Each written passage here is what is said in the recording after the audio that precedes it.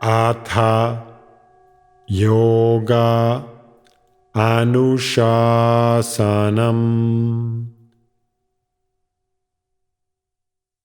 Namaste. Welcome to Unravel the Thread, a podcast for people who want to apply the Yoga Sutras to yoga practice and to life today. Available online at simple-yoga.org, where you can also find courses, articles, videos, and guided meditations to enrich your practice. I am Ruben Vázquez, your companion on this journey of exploration. On today's episode, we continue our journey through Chapter 3 of the Yoga Sutra with Sutra 3.4 that says, Samayama, meditative integration, combines concentration, dharana, meditation, dhyana, and integration, samadhi. Some of the meanings of samayama include whole self-control, being equable, and neutrality. Samayama is a natural progression from concentration to meditation and then into the deep integration of samadhi. This meditative integration, samayama, is a process of concentrating on a meaningful focal point, which can be a heartfelt intention, a mantra, an inspiring idea, a physical point in your own body, your breath, or anything uplifting as mentioned in Sutras 134 to 139. Gradually you soften your grip of the focal point until your connection to it is as subtle as possible, dhyana, meditation. As you remain in that effortless focus, you eventually release the focal point into the wholeness, stillness, and silence of pure awareness, samadhi, integration. This gradual process obviously requires the capacity to concentrate first without distractions, which will lead into the ability to remain focused with minimal effort.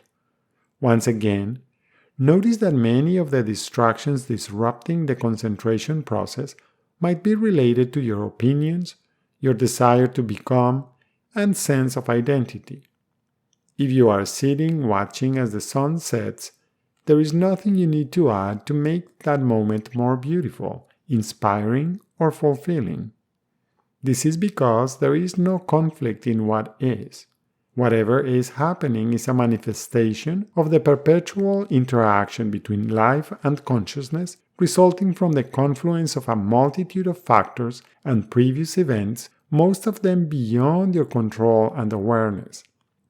Similarly, there is no inherent conflict in the colors that you see, the scents you smell, or the flavors you taste. For instance, if you are used to drinking coffee every morning and for some reason you decide to stop drinking coffee for a few days, the same familiar aroma of coffee brewing that you welcome every morning can become a source of conflict in your own mind.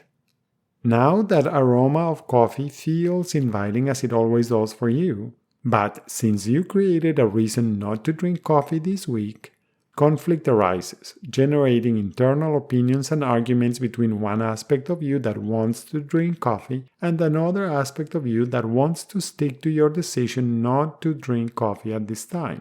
These opposing perspectives within create a conflict that manifests as internal commentary, doubt, questioning, and perhaps even self-blame.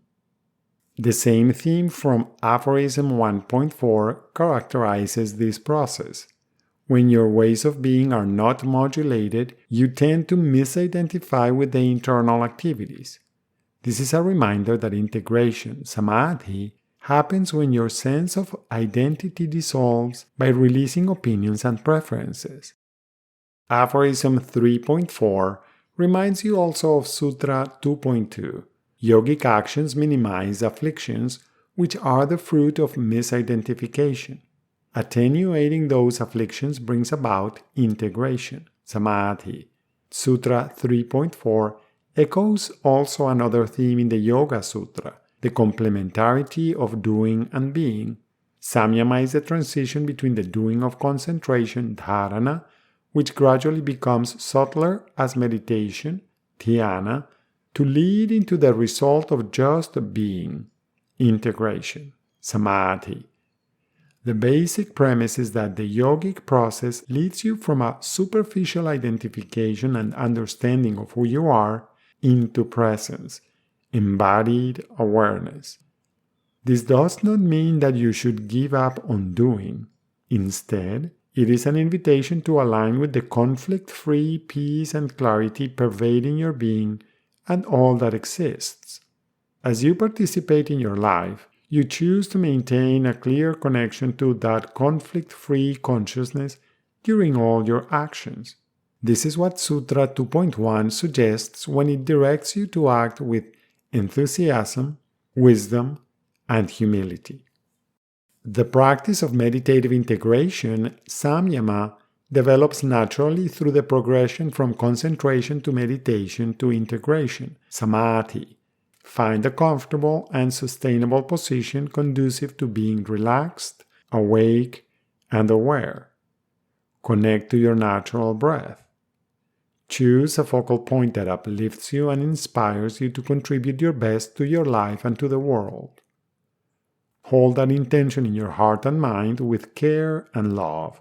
Focus on the sensations generated by your intention and gradually let go of your thoughts and stories about that object. Remain focused on the direct, wordless experience of holding your intention in mind and heart, and keep returning to it after every single distraction. As you stay focused on sensations, be curious about the subtler sensations. Relaxed and aware, gradually soften your hold on your intention while still being curious about directly feeling the subtle sensations that arise. Let yourself be open, free of effort, and just be. Once you feel it is time to return to the boundaries of your physical body, lie down and relax for a few minutes. What do you notice when you try this practice? Are there any patterns in the distractors that emerge? Can you practice without any expectations? Does a regular practice make clarity more familiar and accessible? As usual, one more way of exploring the meaning of this sutra is by chanting it. You can choose to chant it in its traditional form with some of the words coming together. Tarayame katra samyamaha. Another option is to chant each word in the sutra individually. Tarayam ekatra samyama. Tarayam ekatra samyama. Tarayam ekatra samyama.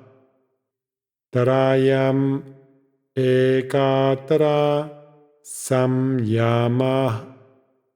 Tarayam ekatra samyama.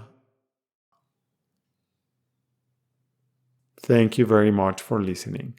I hope you can join me for the next episode when we will continue our exploration with Sutra 3.5. Please remember that you can find more information, yoga courses, and many free resources including articles, videos, and guided meditations at simple-yoga.org. I would appreciate it if you could share this podcast with others. Thank you. Until next time, Namaste.